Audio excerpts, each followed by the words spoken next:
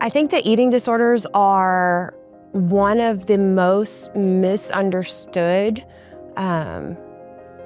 mental health diagnoses. I think that one of the common misconceptions is only tiny people or only really skinny people have eating disorders, and that's not true. Anyone at any size, any weight, any body type at all can have an eating disorder. I think one of the other misconceptions about eating disorders is it is solely, well, you just want to be skinny.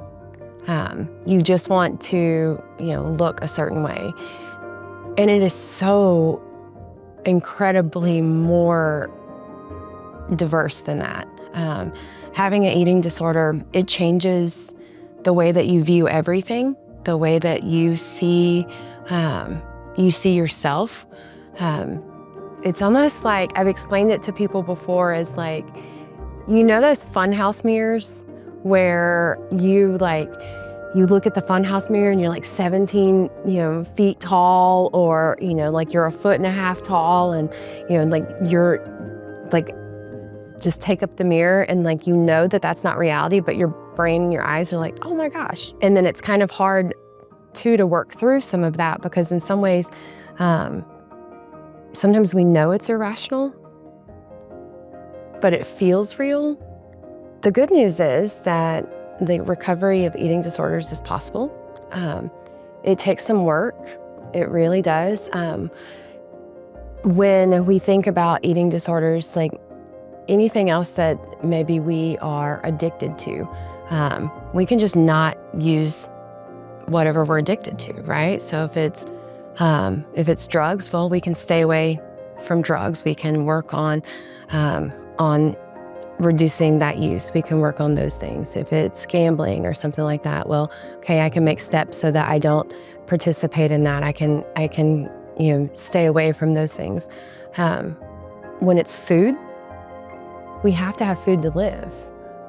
And so I think that one of the things that people often don't understand about individuals with eating disorders is really how strong they are, because we're faced every day with the thing that can completely control us, the thing that can completely change our lives, the thing that can completely derail our lives and impact us so greatly.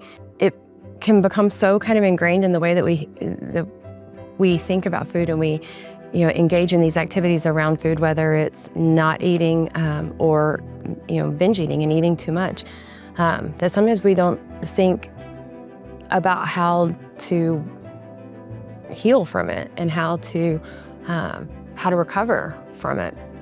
And so CBT is a really good therapy modality for eating disorders. That's cognitive behavior therapy. It helps to reframe kind of our thoughts and our behaviors and our emotions tied to those thoughts and behaviors. DBT is also a good therapy modality. That's dialectical behavior therapy. And so that can help with some of the intense emotions that we may be feeling that are leading to some of the behaviors associated with an eating disorder. There's hope, and you can recover. There are different resources. Community counseling center is a resource, and you can come talk to a counselor. Talk therapy is really great for individuals who have an eating disorder. There are resources online. There's the National Eating Disorder Association.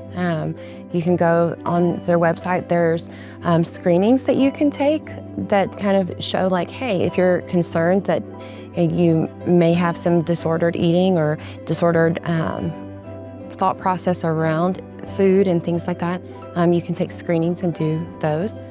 They also have support groups and things like that online on that website that can be really beneficial.